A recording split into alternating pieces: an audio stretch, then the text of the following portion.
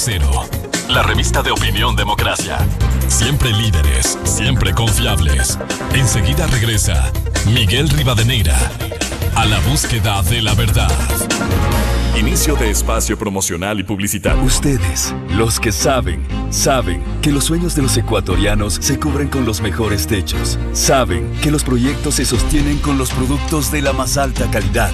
Saben que el único recurso que necesitamos para transformar el futuro es nuestra gente. Y queda claro que los que saben que Adelca lo tiene todo. Techos, tubos, perfiles, varillas, clavos, alambres y mucho más. Adelca, el progreso que nos une. Fin de espacio promocional y publicitario. Esta es la revista de opinión Democracia. Seriedad y credibilidad en todas partes.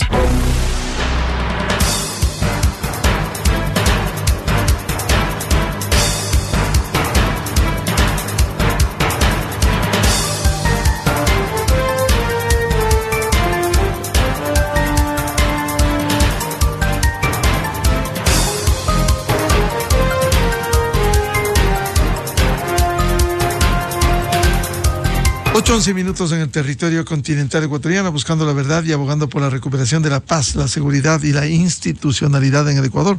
Queremos dar la bienvenida en estudios de la revista de Opinión Democracia al periodista Arturo Torres, periodista investigador de Código Vidrio, que hace poco distinguió al periodismo ecuatoriano con un premio muy reconocido, al más alto nivel, que el gobierno de Estados Unidos, a través de nada menos que su secretario de Estado, Anthony Blinken, entregó este reconocimiento. Volviendo al tema interno en el Ecuador, ¿cómo ve Arturo Torres estos grandes desafíos para enfrentar el crimen organizado con una circunstancia? Anoche, en una entrevista con Carlos Vera, en su programa, la ministra de Gobierno, Mónica Palencia, dio algunos señalamientos de lo que debiera ser una política de seguridad. Por favor. No veamos los fenómenos tan solo por algunos aspectos aislados. El tema es complejo y no vamos a dejar de ver crímenes de un día para otro. Justamente tenemos que verlo en su contexto. Y hemos tenido pequeños grandes avances, lo que yo llamo pequeños grandes avances. ¿Por qué? Tenemos 18 zonas calientes, como bien lo decía ya en otra entrevista, y estamos trabajando de manera extenuada. Nosotros tenemos un bloque de seguridad que ha tenido mucho mayor impacto. ¿Por qué digo mayor impacto? Nosotros hemos logrado bajar una tasa de 25.27 que estaban homicidios diarios. Con la intervención de nuestro bloque de seguridad hemos logrado bajarla efectivamente en tan solo 37 días a 22.86, porque hemos aumentado los operativos. Se están trabajando en estas 18 zonas localizadas, pero bajo otra lógica. Además, nosotros estamos... ¿Ese logro es a nivel nacional? Este logro es a nivel nacional. Nosotros tenemos zonas que nos desbalancean cualquier equilibrio nacional. Veamos qué está pasando en los ríos. En los ríos tenemos 104, no 44. Entonces, para nosotros es un foco especial, y ya el presidente de la República ha ordenado una intervención específica en Quevedo. Tenemos que tener todos un sentido de urgencia, y no pueden estar ni los militares ni los policías custodiando a cada delincuente. Esto, por favor, lo quiero decir muy claro. En la Asamblea quedó un añadido que tenemos ahí, que los militares están preocupados y que va a ser un tema específico en la consulta popular. Los militares tienen que tener garantías del fuero con el que van a ser juzgados. Los militares están preparados para defender un territorio nacional y los estamos sacando para defender delincuencia transnacional, delincuencia organizada.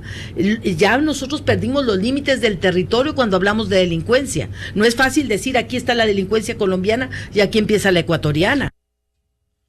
Eso decía anoche en el programa Carlos Vera a su manera.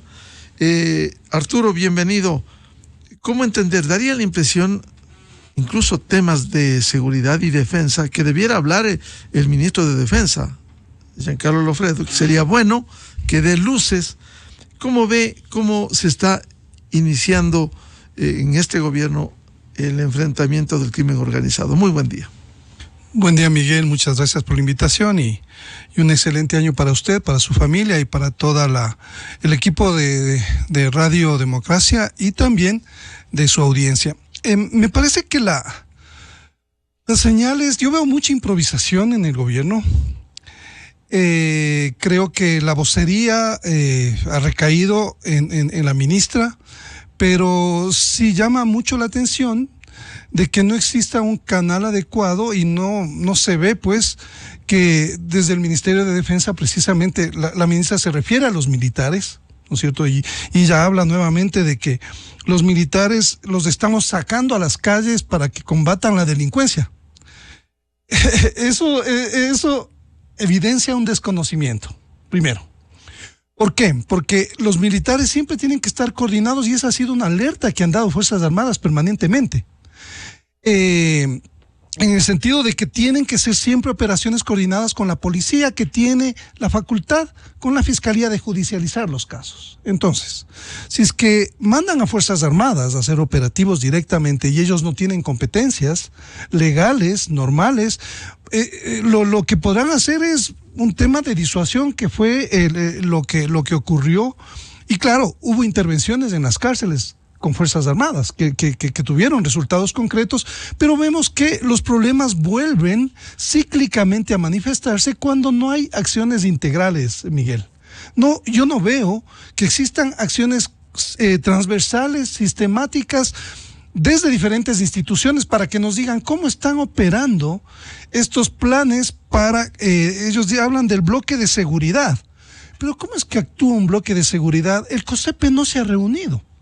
O sea, ¿cómo se puede enfrentar a toda esta oleada delincuencial si es que no hay una articulación desde todas las autoridades del Estado que tienen que sumarse a esta tarea, además de los gobiernos locales, ¿no es cierto?, que juegan un papel importante, y sobre todo la comunidad, que tiene que ser integrada para poder realmente encontrar una salida mucho más eficaz que el enviar más policías y militares, que lo único que hacen, Miguel, hasta el momento es responder, porque la etapa de contención ya se superó. O sea, la delincuencia, ya no estamos en capacidad de contener a la delincuencia desbordada en el país, estamos solamente respondiendo. Ese fue el diagnóstico del anterior ministro Zapata.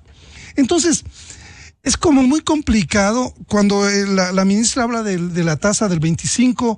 Yo quisiera que nos pruebe eso. O sea, no solamente lo que dice, cómo es que bajaron tan pronto los índices, y sin embargo hay instituciones especializadas como el Observatorio del Crimen Organizado, que para septiembre ya hablaba del 42.5 muertes, homicidios por cada 100,000 habitantes, y ellos prevén que ya para este momento estamos en 45.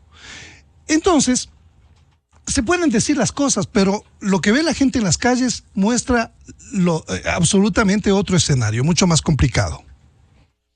Arturo, con esas consideraciones, ¿cómo debiera enfrentarse, enviar mensajes de certeza? Porque el decir, el salir del paso, decir que se saca a los militares, primero esto tiene que tener un sustento jurídico constitucional. Se habla de una consulta popular en donde se va a incluir el tema de Fuerzas Armadas. Sin embargo, no hay certezas, hay solo anuncios. Los mismos militares están desconcertados, Miguel. Usted conoce de primera mano, tiene fuentes de alto nivel en Fuerzas Armadas. Yo he podido conversar con algunos oficiales que están muy preocupados porque precisamente ellos están tratando de solventar con Fuerzas Armadas tareas que tienen que ser solventadas por otras instituciones. O sea, los militares ahora resulta que tienen que estar en todo, incluso la minería ilegal, el tráfico de combustibles. O sea, esas son tareas que esencialmente le corresponden a la policía, por ejemplo. Y sin embargo, frente a la emergencia y al desborde de la criminalidad, les están empujando a Fuerzas Armadas a tareas para las cuales todavía no vemos, como decía, una estrategia integral. El día jueves me contaba un oficial de inteligencia que precisamente, solo para graficar lo que está ocurriendo, tenían un operativo en Ponce Enríquez y en Sucumbíos.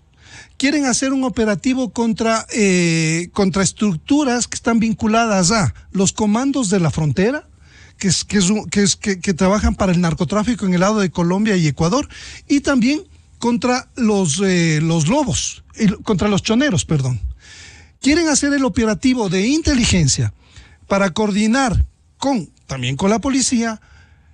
Piden a los fiscales que ayuden a esta operación, y los fiscales, el uno se niega porque dice que no hay seguridades y el otro básicamente no contesta. Lo que ocurrió al final es que la información se filtró, entonces ya no pueden hacer ninguna operación. Es un problema medular que está enfrentando Fuerzas Armadas y Policía. ¿Qué operativos pueden realizar? ¿Cómo pueden combatir a la inseguridad o a estas bandas delincuenciales, crimen organizado, carteles, clanes del narcotráfico?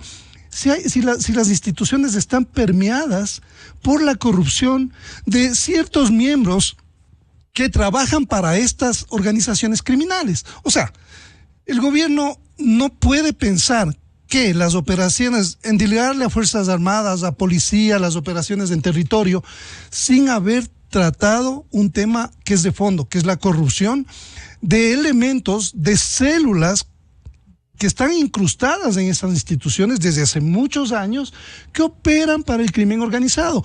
Los fiscales, ya vemos la evidencia, esa es la importancia del caso Metástasis, Miguel, que nos pone la fotografía más o menos completa de la contaminación, de cómo están permeadas todas las instituciones del Estado. ¿Qué está haciendo el gobierno para eso? Nada. No nos ha dicho nada frente a... Entonces yo no veo que puedan llegar muy lejos. La última captura en Manabí, 1 tonelada de coca, 0 detenidos. ¿Por qué?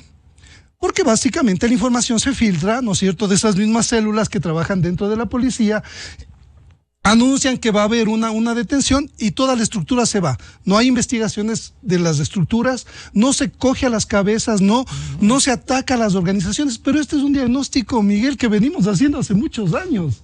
Y sin embargo, por eso digo, el gobierno está improvisando demasiado y ni siquiera toma información que ya existe para tomar decisiones. Entonces, veo un gobierno sin brújula, Miguel.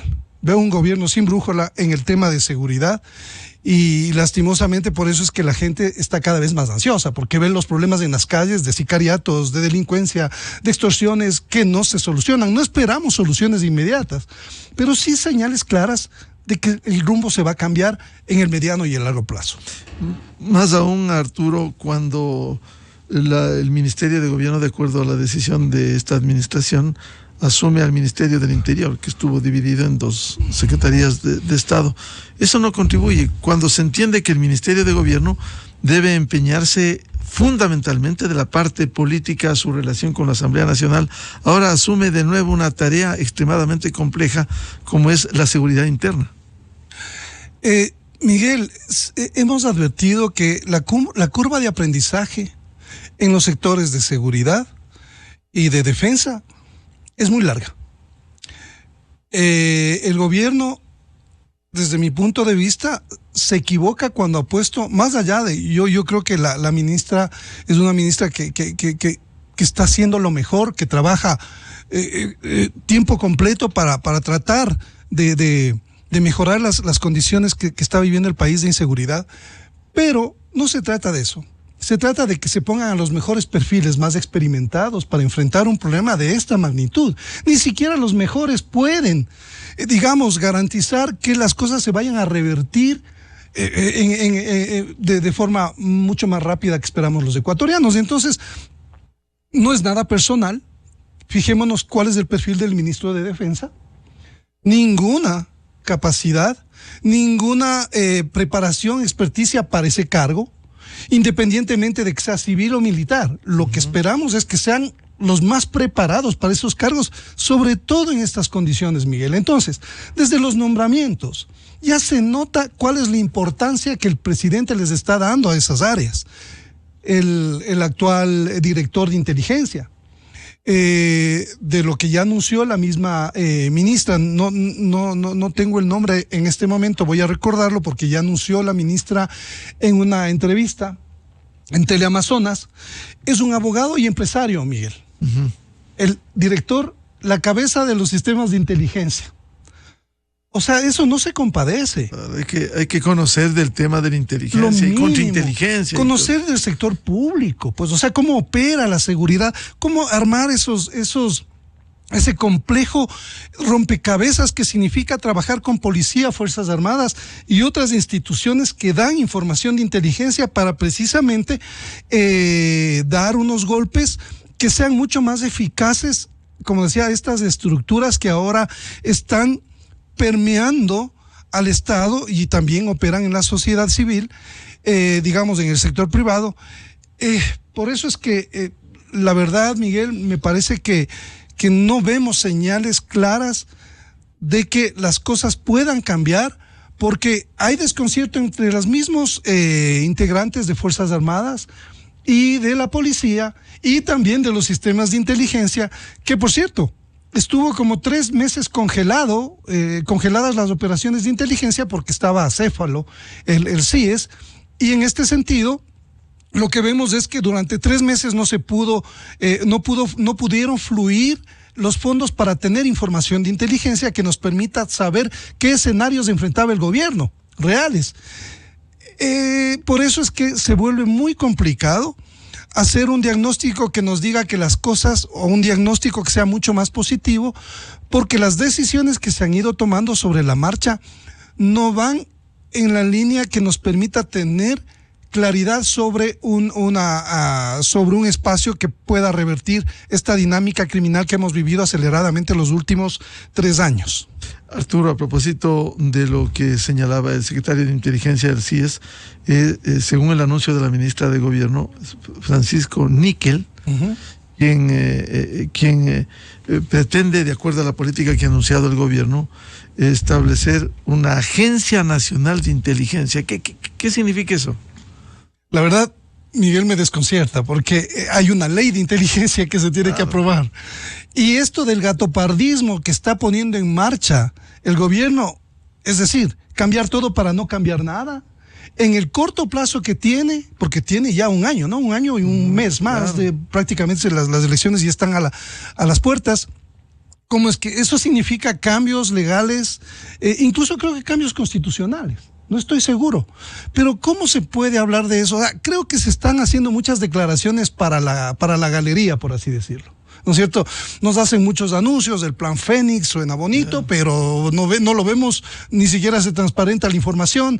Entonces ese secretismo habla de mucha inseguridad, o de que lo están construyendo sobre la marcha, porque esa es información pública, a no ser que las operaciones que son estratégicas y que tienen que ser reservadas, es así a nivel táctico, Miguel. Claro, mantenemos en reserva. Estrategia o lo operativo. Pero porque un plan, una estrategia de seguridad no se socializa, Miguel. ¿Por qué no se socializa? Yo no lo entiendo. El presidente ha dicho que no tiene por qué socializar. El presidente es un servidor público y tiene que informar de sus acciones a la población que necesita precisamente esa información para poder tomar decisiones. Por eso es que este anuncio de crear una nueva agencia, ¿en base a qué? ¿Por qué? ¿Por qué no se hace un diagnóstico primero de cuáles son las fallas, si es que las hubieran en el Centro de Inteligencia Estratégica? ¿Por qué, por ejemplo, no cambian y no transparentan un problema que ha sido recurrente en el CIES? El manejo de los fondos reservados, Miguel, usado en diferentes contrataciones que no necesariamente tienen que ver con inteligencia. O sea, una cosa es que sean fondos reservados y otra cosa es que las contrataciones se hayan hecho a dedo, Miguel. O sea, ellos no pueden estar por fuera del sistema de contratación pública que tiene que ver con concursos. Yo sí quisiera pedirle al Contralor que haga una auditoría sobre esos fondos, sobre cómo se han ido asignando los contratos en el Centro de Inteligencia Estratégica. Como decía, sí, las operaciones son secretas, pero el manejo de los fondos tiene que ser transparente, de la contratación. Eso es un tema que, por ejemplo, el gobierno no dice nada, y debería decir. Son esos vacíos que se van dejando en el camino y que nos hablan precisamente de que las decisiones no han sido las más adecuadas hasta este momento. Al menos la Contraloría General del Estado, que tiene su obligación conocer, incluso el tema de gastos reservados, no para difundirlos, sí para procesarlos y auditarlos.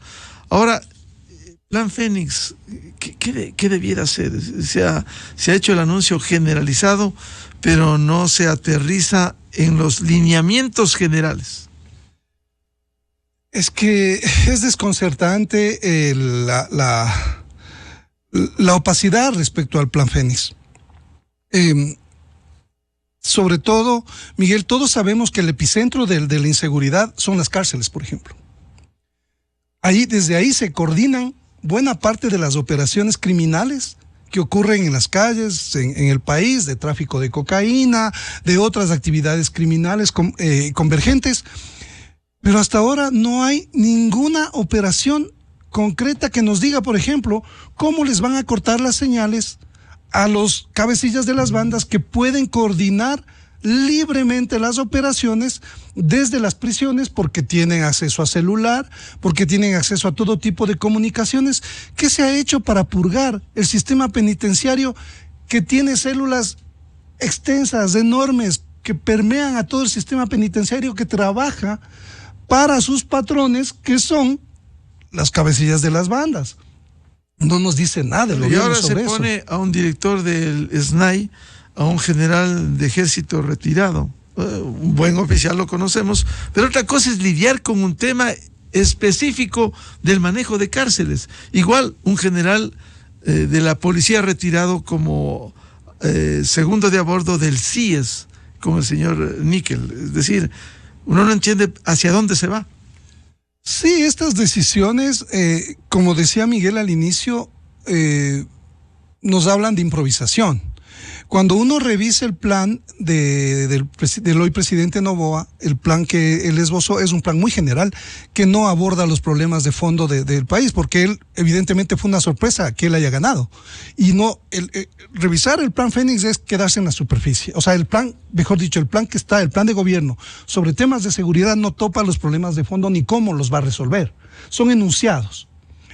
Y vemos que en este momento el gobierno todavía no pasa de los enunciados. Son 3 meses ya de gobierno.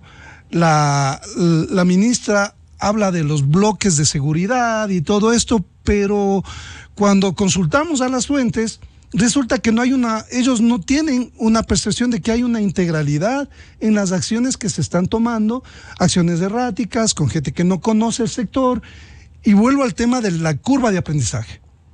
O sea, desconocen las lógicas que hay en Fuerzas Armadas y en la policía, que de alguna forma el problema, Miguel, es que están bajando los brazos, porque sienten que no hay una autoridad legitimada. ¿Qué es lo que ocurre? Si es que yo no le reconozco, o sea, yo no creo que un jefe o una autoridad es a quien le ponen, sino quién se gana ese cargo por la experiencia, por la capacidad que tiene. Claro, que lidere procesos. Y eso es lo que está ocurriendo en Fuerzas Armadas. Hay un desconcierto sobre eso. Y también en la policía, hay que decirlo. Como decía, el tema de cero tolerancia frente a la corrupción, que es el problema de fondo de todo lo que estamos viviendo, Miguel, de toda la corrupción, porque no se ha podido frenar esto, porque precisamente ha habido cero tolerancia a la corrupción. El gobierno y una evidencia es metástasis del caso, ¿no? ¿Y por qué el gobierno no nos ha dicho nada? Ya debía haber una reacción inmediata sobre qué van a hacer frente a este problema de la metástasis que se hizo, el tema de la corrupción en la institucionalidad. Eso es urgente. Y sin embargo, se apelan a las mismas recetas del gobierno anterior, enfocarse en policías y militares que se quejan y dicen, nosotros ya no podemos responder, o sea, estamos desbordados. Se hizo una buena operación, Miguel, en el gobierno anterior, en el Cerro Las Cabras, en Durán, que fue efectiva. Ese cerro estaba tomado por la delincuencia. Todas las semanas aparecían cuerpos desmembrados. Era una zona tomada completamente por estas bandas delictivas. ¿Qué hizo el gobierno? Lo mejor que hizo fue realizar una operación integral. Se hizo una intervención integral, es decir, con gente de diferentes ministerios. Ministerio de Educación, se destinaron fondos para rehabilitar los espacios. Eso no vemos ahora. O sea, en este caso, para atender los problemas donde hay el caldo de cultivo de los barrios, ¿no es cierto?, que están tomados por estas bandas, que son las que emplean a los adolescentes y a los jóvenes para todas estas acciones criminales, no hay ningún trabajo transversal ni complementario más allá de las operaciones de seguir reaccionando, seguir respondiendo, y tal como vamos peor. Solo reactivos y no proactivos. Así es, no hay ni siquiera prevención, no hay contención. Seguimos en la etapa de responder. Entonces, es desconcertante el panorama, Miguel. Con estos señalamientos que ha hecho Arturo Torres, ¿cómo ve este panorama? ¿Qué debiera enderezarse a sabiendas de que es un periodo tan corto que corre el tiempo y le va a quedar poco espacio al gobierno actual? El gobierno lo que pasa es que no se ha enfocado en resolver lo que le toca. La seguridad, que es lo que le pide la sociedad, y también la economía, evidentemente. Porque le veo al presidente ambiguo, a un presidente ambiguo que está jugando también la carta de la reelección. Uh-huh. Entonces es un presidente candidato, ya, desde el momento. Entonces, ¿cómo podemos esperar resultados si el presidente Noboa creo que está poniendo, digamos, la carreta primero y después los caballos? Él tiene que mostrarle a la gente resultados concretos en lo de seguridad, enfocarse en por qué fue nombrado, por qué los jóvenes, la mayoría de la población votó por él.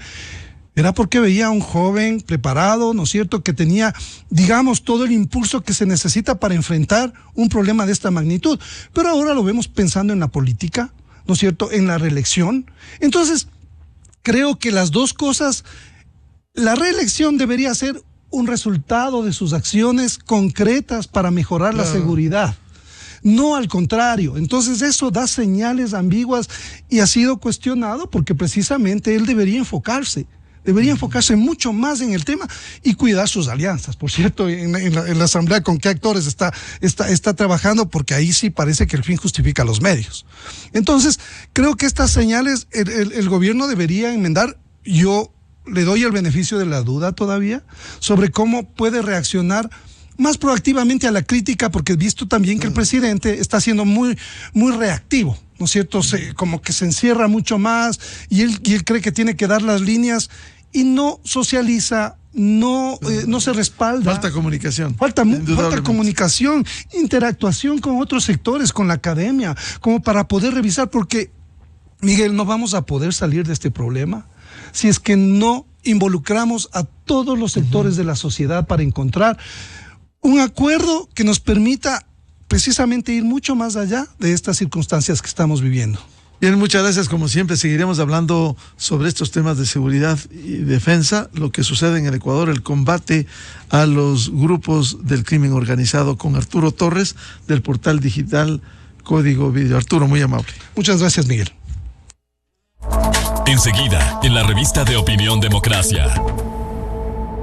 8:37 minutos en el territorio continental ecuatoriano, pausa publicitaria y ya volvemos para evaluar lo que ha sido el 2023 y las proyecciones 2024 con el director de CEDATOS, Polibio Córdoba, y el columnista y del Centro de Estudios Políticos Latinoamericanos, Sebastián Mantilla Vaca. Desde 1984 con Gonzalo Rosero. La revista de Opinión Democracia. Siempre líderes, siempre confiables. Enseguida regresa Miguel Rivadeneira a la búsqueda